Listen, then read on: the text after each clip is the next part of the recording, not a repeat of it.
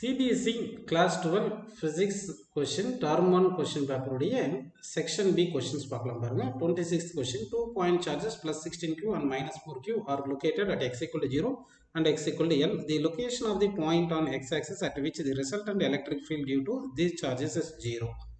அதாவது ரெண்டு சார்ஜ் கொடுத்துருக்காங்க, அது எக்ஸ் ஆக்சிஸில் பிளேஸ் பண்ணுறோம். ஒரு சார்ஜ் வந்து எக்ஸ் ஈக்குவல் டு 0 என்ற பிளேஸில் பிளேஸ் பண்ணுறோம், அது 16Qன்னு எடுத்துக்கிறோம். இன்னொரு சார்ஜ் வந்து எக்ஸ் ஈக்குவல் டு L என்ற பிளேஸில் பிளேஸ் பண்ணுறோம், இது வந்து -4Qன்னு எடுத்துருக்கோம்.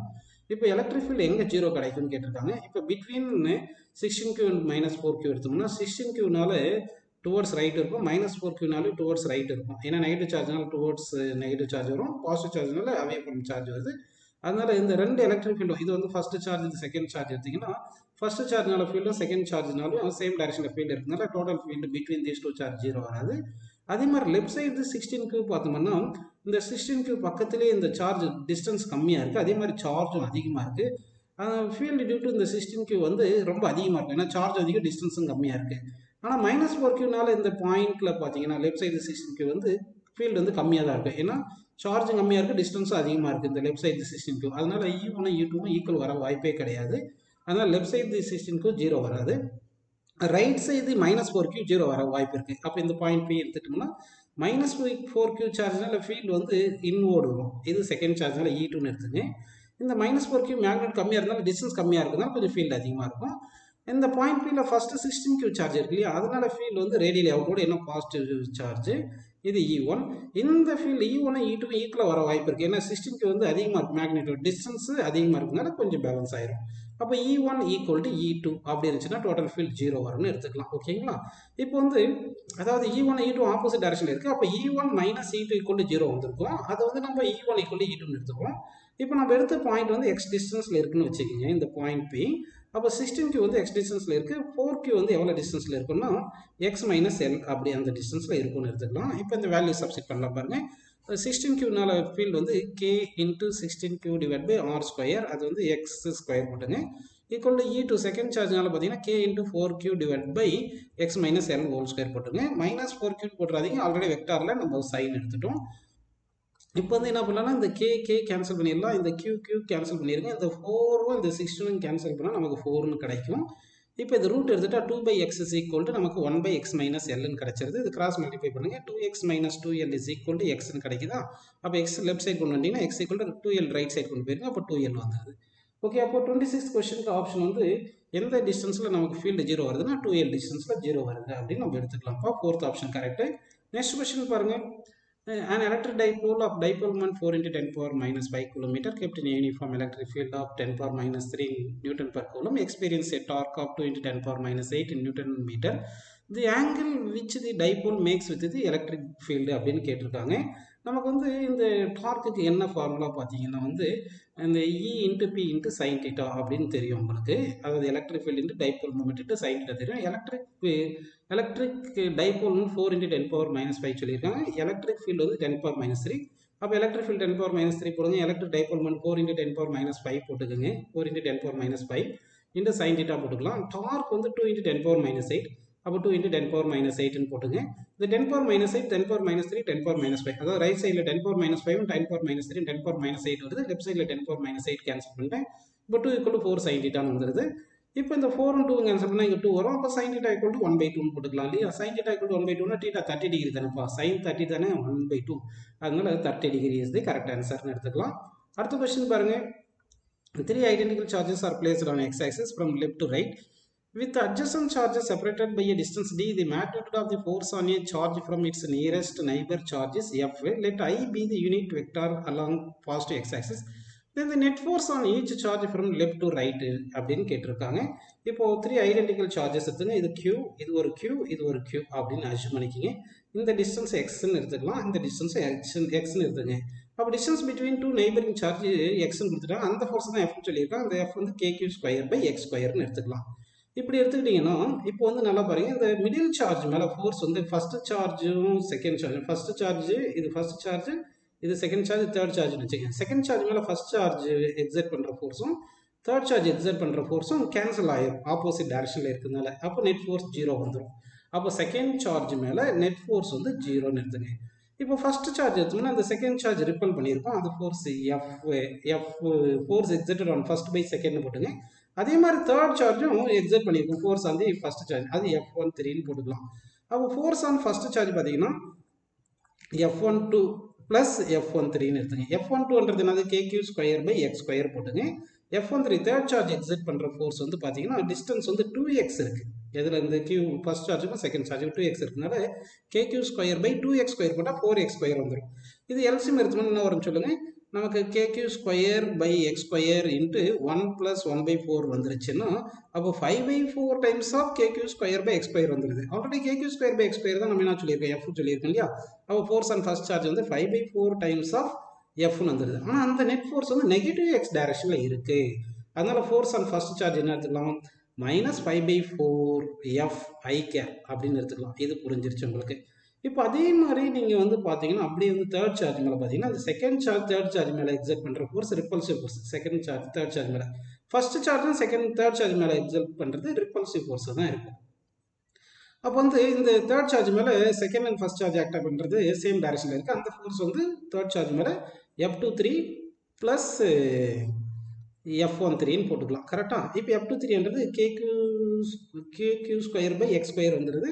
அதே மாதிரி F13ன்றது இந்த டிஸ்டன்ஸ் பிட்வீன் 1 and 3 வந்து 2x வரதுனால அப்போ KQ square by 2x whole square வந்து 4x ஸ்கொயர் வந்துடுது. அப்போ இது எல்சிஎம் எடுத்துக்கோன்னா என்ன வந்துடும் உங்களுக்கு, KQ square by x square நம்ம வந்து Fன்னு போட்டுக்கிட்டா மற்றது 1 + 1/4 5/4 வந்துடுது. 5/4 Fன்னு வந்துடும்.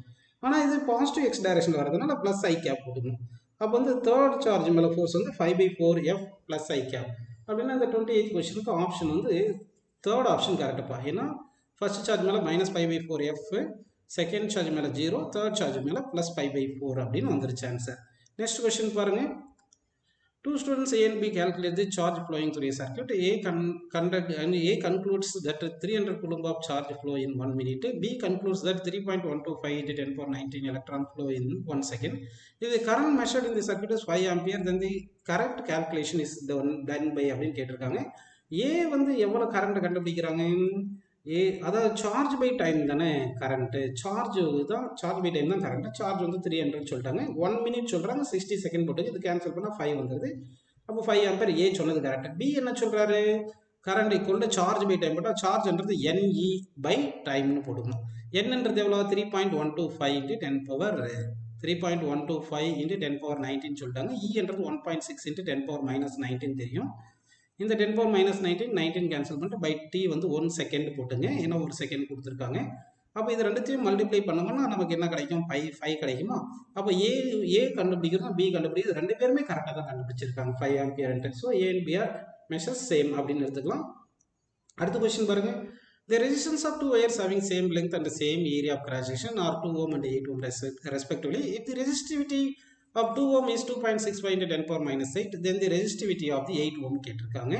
அப்படின்னா என்ன பண்ணணும்னா ரெசிஸ்டன்ஸ் இஸ் ஈக்குவல் நமக்கு என்ன தெரியும், ρL/A தெரியும், லெங்க்த்தும் ஏரியாவும் சேம் சொல்லிட்டாங்க, same length and same area சொல்லிட்டாங்க. அதனால ரெசிஸ்டன்ஸ் டைரக்ட்லி ப்ரொபோர்ஷனல் ரெசிஸ்டிவிட்டி. அப்போ R1/R2 இஸ் ஈக்குவல் டு ρ1/ρ2ன்னு எடுத்துங்க. R1 எவ்வளோ சொன்னாங்க, R1 வந்து 2 ohm, R2 வந்து 8 ohm. அப்போ R1 2 ohm, R2 வந்து 8 ohm. That is equal to ρ1 வந்து 2.65 × 10⁻−8. இப்போ ρ2 தான் நமக்கு வேணும். இதை சிம்பிளை பண்ணோம், 2 8 கேன்சல் பண்ணால் 4 வந்துடும். இந்த 4 ரீஅரேஞ்ச் பண்ணுங்க. 4 ஈக்குவல் டு இது ρ2 ஈக்குவல் டு ρ2 இந்த பக்கம் வந்துருமா, ρ2 ஈக்குவல் டு 4 × 2.65 × 10⁻−8 அப்படின்னு போட்டுங்க. ஆன்சர் என்ன வருது பாருங்க, ρ2க்கு வந்து இதை சிம்பிளை பண்ணிட்டீங்கன்னா 10.60 வரும், × 10⁻−8 இருக்கும். யூனிட் வந்து ஓம் மீட்டர். ஸோ அப்போ ஆன்சர் வந்து பார்த்தீங்கன்னா ஃபர்ஸ்ட் ஆப்ஷன் கரெக்டான ஆன்சர்னு எடுத்துக்கலாம். அடுத்த கொஸ்டின் பாருங்க.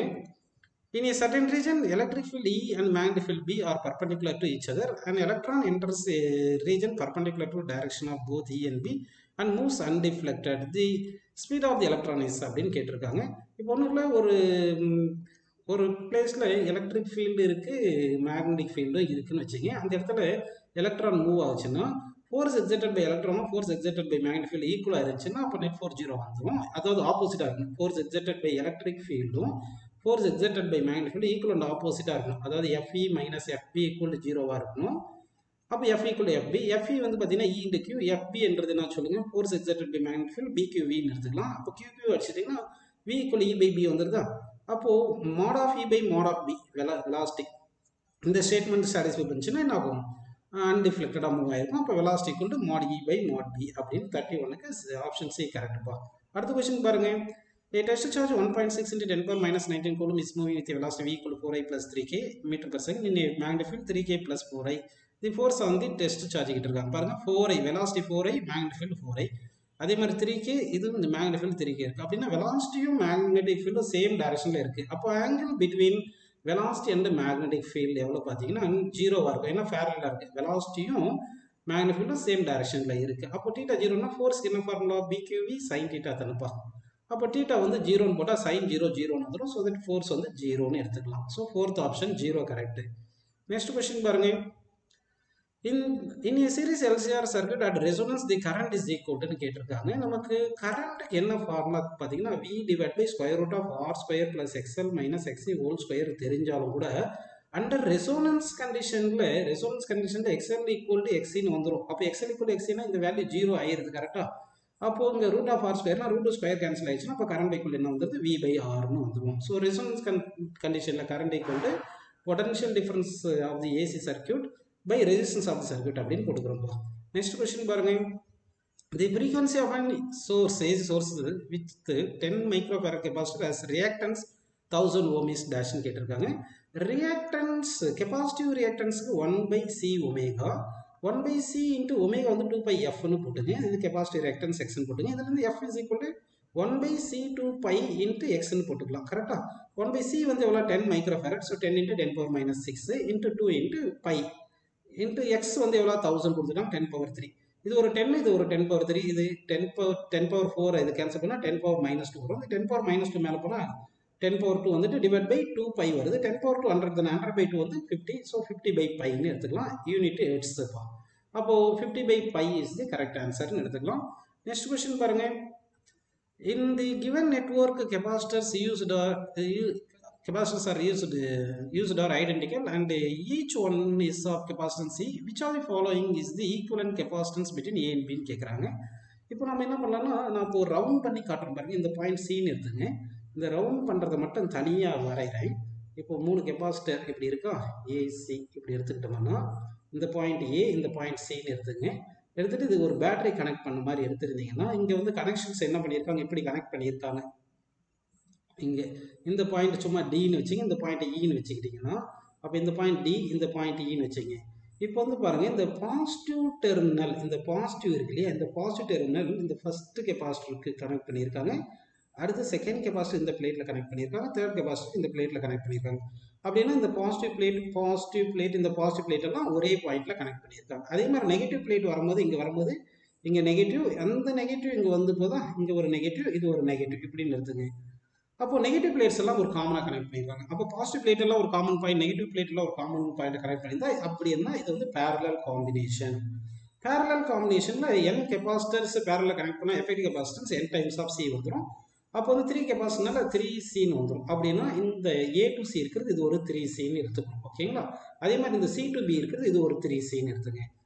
இப்போது ரெண்டு இது A to C வந்து ஒரு இது 3c B அடுத்து C to B இங்கே இந்த பாயிண்ட் சின்னு எடுத்துட்டேன். C to B இது ஒரு 3cன்னு எடுத்துக்கிட்டேன் கரெக்டுங்களா.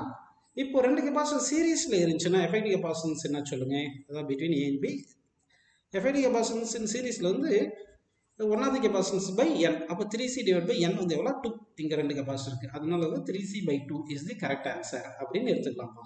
நெக்ஸ்ட் கொஸ்டின் பாருங்கள். The given figure IV graph current potential graph of a copper wire whose length and area of cross section are L and A respectively, the slope of this curve becomes அப்படின்னு கேட்குறாங்க. அதாவது நமக்கு ohms லால இருந்து என்ன தெரியும்னு சொல்லுங்கள். Ohms லால V equal to IRன்னு தெரியும். அப்போ I by V equal to என்ன வருது 1/R வருது. 1/R தான் ஸ்லோப்புன்னு எடுத்துக்கிறோம் கரெக்டுங்களா. அப்போ ஸ்லோப் எடுத்துக்கிறோம். ரெசிஸ்டன்ஸ் ஈக்குவல் என்ன வரும் ரோ L by Aன்னு வந்துடுது. இப்போ ஃபர்ஸ்ட் ஆப்ஷன் பாருங்கள். லெங்த் வந்து இன்க்ரீஸ் பண்ணால் ரெசிஸ்டன்ஸ் இன்க்ரீஸ் ஆகிருக்கும். ஸ்லோப் வந்து டிக்ரீஸ் ஆகும். ஏன்னா ஸ்லோப் வந்து என்னது 1/R அப்படி தானே. அப்போ ஸ்லோப் வந்து டிக்ரீஸ் ஆகுது. அப்போ less if length of the wire is increased அப்படின்னு சொல்லியிருக்காங்க. ஸோ இப்போ வந்து அப்படி 36 உங்களுக்கு புரியுது. அப்படின்னா less if the length of the wire is increase first ஆப்ஷனே கரெக்ட் ஆயிடுச்சுப்பா. More if length of the increased வராது. More if a wire is the same dimension is used. Dimension மாற்று. More if a wire same steel of same டைமென்ஷனா steel use பண்ணும்போது resistivity மாறும். அதனால resistivity கூடிடும். அதனால resistivity கூடிச்சுன்னா resistance கூடிரும், அப்போ slope குறைஞ்சிரும். ஏன்னா ஸ்லோப் 1/s. அப்போ ஸ்டீல் யூஸ் பண்ணும்போது ஸ்டீலுக்கு வந்து ரெசிஸ்டிவிட்டி காப்பரை விட அதிகம்னால ரெசிஸ்டன்ஸ் வந்து ஸ்டீலுக்கு அதிகமாக இருக்கும் காப்பரை விட. அதே மாதிரி டெம்பரேச்சர் ஆஃப் தி ஒயர் எடுத்தீங்கன்னா நான் டெம்பரேச்சர் இன்க்ரீஸ் பண்ணால் ரெசிஸ்டிவிட்டி கூடும், அதனால ரெசிஸ்டன்ஸ் கூடிரும், அப்போ ஸ்லோப் குறைஞ்சிரும். அப்போ வந்து நமக்கு ஃபர்ஸ்ட் ஆப்ஷன் தான் கரெக்ட். சரிங்களா? நெக்ஸ்ட் கொஸ்டின் பாருங்க. When a potential difference V is applied across a conductor at temperature T, the drift velocity of the electron is proportional to கேட்டிருக்காங்க. நமக்கு இந்த எலக்ட்ரிக் கரண்ட் தெரியல, NAEVDன்னு அப்படின்னு தெரியும் இல்லையா? இந்த கரண்ட் பிளேஸ்ல V/R போட்டுங்க. அப்போ V/R = NAEVDன்னு அப்படின்னு எடுத்துட்டீங்கன்னா அப்போ drift velocity directly proportional to potential வந்துடுது. அதனால drift velocity directly proportional to potentialனு எடுத்துக்கலாம் ஆன்சர்ல. நெக்ஸ்ட் கொஸ்டின் பாருங்க. Two identical thick wires and two identical thin wires, all of the same material and the same length, form a square in three different ways, PQ and R as shown. Due to the current in these loops, the magnetic field at the center of the loop will be 0 in the case அப்படின்னு கேட்டிருக்காங்க. இப்போ பார்த்தீங்கன்னா இந்த இது வந்து 1, இது 2, இது 3, 4ன்னு வச்சுக்கோங்க. இங்கே இது 1, 2, 3, 4ன்னு வச்சுக்கோங்க. இது 1, 2, 3, 4. இப்போ பியில் பார்த்தீங்கன்னா இந்த 1 and 2 same resistance, 3 and 4 same ரெசிஸ்டன்ஸாக வந்துடுது, சேம் ரெசிஸ்டன்ஸாக வருது. அதனால கரண்ட் வந்து இந்த மேலே அப்பரில் போகிற கரண்ட்டும் கீழே வர கரண்ட்டும் ஈக்குவலாக இருக்கும். இப்போ அப்பரில் போகிற கரண்ட்னால பார்த்தோம்னா மேக்னெட்டிக் ஃபீல்டு இன்வோர்டு இருக்கும், இந்த லோயர் பார்ட்டில் வரதுனால மேக்னெட்டிக் ஃபீல்டு அவுட்வோர்டு இருக்கும். ரெண்டுமே கேன்சல் ஆகிட்டு இந்த கேஸில் மேக்னெட்டிக் ஃபீல்டு சென்டரில் 0 ஆகும். இதே மாதிரி தான் ஆர்க்லேயும் சேம் ரெசிஸ்டன்ஸ் இருக்குது, சேம் ரெசிஸ்டன்ஸ் தான் சீரீஸில் கனெக்ட் பண்ணியிருக்காங்க. அதனால அப்பரில் போகிற கரண்ட்டும் லோயர் பார்ட்டில் போகிற கரண்ட்டும் ஈக்குவலாக இருக்கும். அப்போ மேக்னெட்டிக் ஃபீல்டு அப்பர் பார்ட்டில் போகிற வயர்னால இன்வோர்டு இருக்கும், லோயர் பார்ட்னால அவுட்வோர்டு இருக்கும். இது சும்மா அந்த ரைட் அண்ட் ரூல் மாதிரி வச்சு பாருங்க தெரியும். அப்போ டோட்டல் மேக்னெட்டிக் ஃபீல்டு 0 வந்துடுது.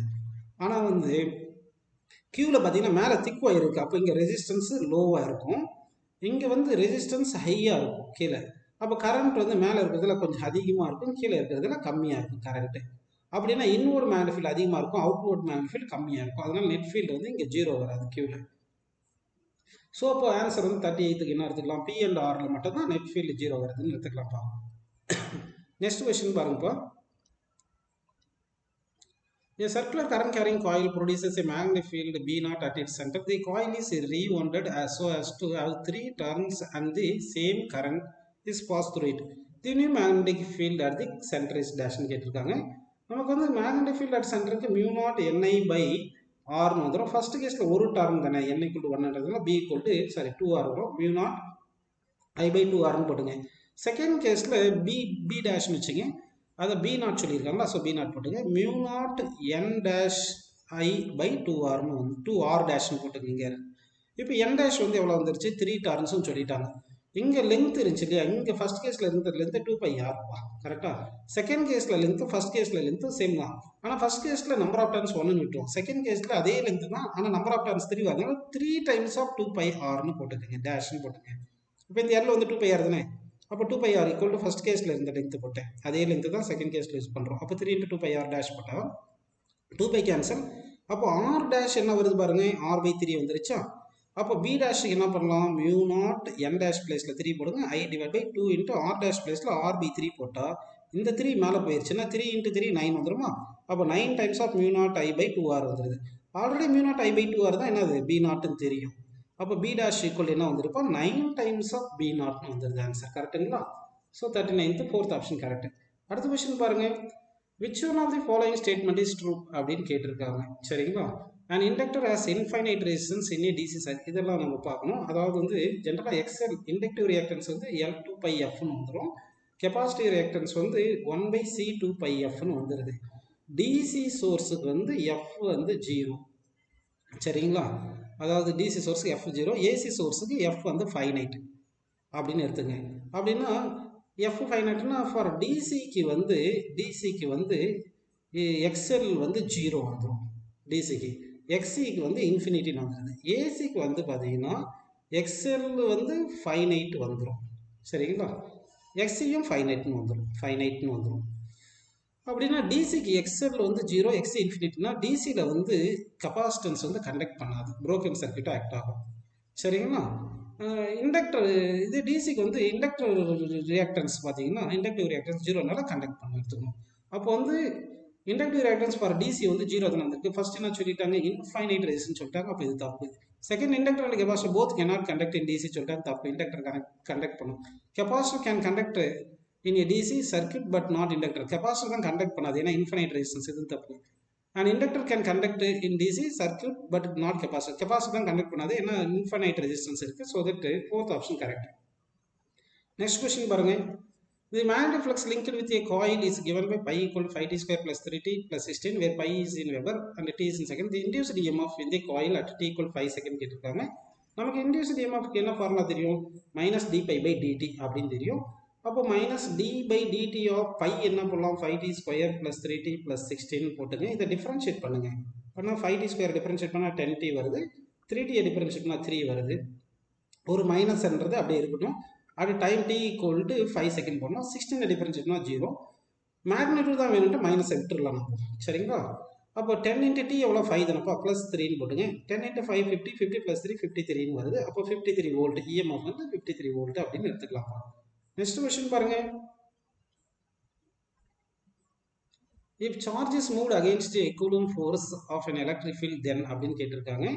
இப்போ வந்து ஒரு எலக்ட்ரிக் ஃபீல்டு இருக்குது, ஒரு எலக்ட்ரிக் ஃபீல்டு இருக்குதுன்னு வச்சுக்கப்பா. ஓகே, ஒரு பாசிட்டிவ் சார்ஜ் எடுத்துட்டோம்னா ஃபோர்ஸ் வந்து எல்லாம் எலக்ட்ரிக் ஃபீல்டு தானே ஆக்ட் ஆகிருக்கும். ஃபோர்ஸ் வந்து எல்லாம் எலக்ட்ரிக் ஃபீல்டு ஆக்ட் ஆகிருக்கும். அதாவது எலக்ட்ரிக் ஃபீல்டு இருந்துச்சுன்னா ஃபோர்ஸ் வந்து பாசிட்டிவ் சார்ஜ் மேலே எல்லாம் எலக்ட்ரிக் ஃபீல்டு ஆக்ட் ஆகுது. அப்போ அகெயின்ஸ்ட் இந்த சார்ஜ் வந்து அகெயின்ஸ்ட் எலக்ட்ரிக் ஃபீல்டை மூவ் பண்ணுறோம். அப்போ டிஸ்பிளேஸ்மெண்ட் வந்து எந்த டைரக்ஷனில் இருக்குது, அகெயின்ஸ்ட் எலக்ட்ரிக் ஃபீல்டு. அப்போ work done by the field எடுத்தோம்னா நெகட்டிவ் வந்துடும். ஏன்னா EQ into S போடும்போது EQ into S cos θ போடணும் இல்லையா, cos 180 வந்துடும். அப்போ work done by field negative. ஆனால் ஒர்க் டன் பை ஃபோர்ஸ் வந்து அப்ளைடு ஃபோர்ஸ் இருக்கு இல்லையா, அது வந்து அப்ளைடு ஃபோர்ஸும் டிஸ்பிளேஸ்மெண்ட்டும் சேம் டைரக்ஷன் இருக்குது. அதனால் work done by applied force வந்து FS into cos 0 வந்துடும். இது பாசிட்டிவ் 1 வந்துடுது. ஆனால் ஃபீல்டுனால ஃபோர்ஸும் டிஸ்பிளேஸ்மெண்ட்டும் 180 வந்துடுது θ, அதனால நெகட்டிவ் வந்துடுது. So work done by external சோர்ஸ்னால பார்த்தீங்கன்னா பாசிட்டிவ் வரதுனால ஒர்க் டன் பை எக்ஸ்டர்னல் ஃபோர்ஸ்ன்னு ஆன்சர் எடுத்துக்கலாம். ஃபீல்டு இன்க்ரீஸ் ஆனாலும் டிக்ரீஸ் ஆனாலும் ஒன்றும் பிரச்சனை இல்லை, அதனால ஃபோர்ஸ் டைரக்ஷன் மாறாது. ஃபோர்ஸ் டைரக்ஷன் ஃபீல்டு டைரக்ஷன் பொறுத்து இருக்கு, இன்டென்சிட்டியை பொறுத்து இருப்பா. நெக்ஸ்ட் கொஸ்டின் பாருங்க. A charge Q is located at the center of a circle of radius r. The work done in moving a test charge Q0 from A to B so as to complete a semicircle opposite ends of diameter AB ன்னு சொல்லியிருக்காங்க. அதாவது வந்து ஒரு charge அங்கே வச்சுட்டு ஒரு sphere வரைஞ்சோம்னா அது வந்து ஈக்குவல் சர்ஃபேஸ். அப்போ பாயிண்ட் ஏவும் பாயிண்ட் பியும் potential same. So work ton equal to potential difference into charge பண்ணோம். ஏவும் பியும் பொட்டன்ஷியல் சேம் தானப்பா, ஏவும் பியும் பொட்டன்ஷியல் சேம் வரதுனால 0 கிடையாது, சேம் பொட்டன்ஷியல்னால பொட்டன்ஷியல் டிஃபரன்ஸ் வந்து VA மைனஸ் VB வந்து 0 வந்துடும். அப்போ ஒர்க் டன் ஈக்குவல் டு 0ன்னு வந்துடுது. ஸோ ஆன்சர் வந்து 0 is the correct answer. Next question பாருங்க. A long solenoid carrying a current produces a magnetic field B along its axis. If the number of turns in the solenoid is odd and the current in it is doubled, then the new magnetic field will be dash ன்னு கேட்டிருக்காங்க. அப்போ இதுக்கு answer என்ன பார்த்தீங்கன்னா, magnetic field mu naught NI தானப்பா, magnetic field mu naught NI. அப்போ new magnetic field வந்து mu naught N வந்து நம்பர் ஆஃப் டர்ன்ஸ் பை 2 ஆகிறதுனால நம்பர் ஆஃப் டர்ன்ஸ் பர் யூனிட்ல பை 2 ஆயிரும். கரண்ட் வந்து 2I சொல்லிட்டாங்க. அப்போ இந்த 2 கேன்சல் ஆயிடுச்சுன்னா அப்போ B டேஷ் ஈக்குவல் டு இந்த மியூ நாட் NI அப்படியே இருக்கும். ஸோ பின்னு வந்துடுது. ஸோ ஆன்சர் வந்து 44th கொஸ்டினுக்கு என்ன போகிறோம், அப்படியே பின்னே வந்துடுதுப்பா. ஸோ அப்போது 44th கொஸ்டினுக்கு ஆன்சர் வந்து நம்ம பின்னு எடுத்துக்கலாம்.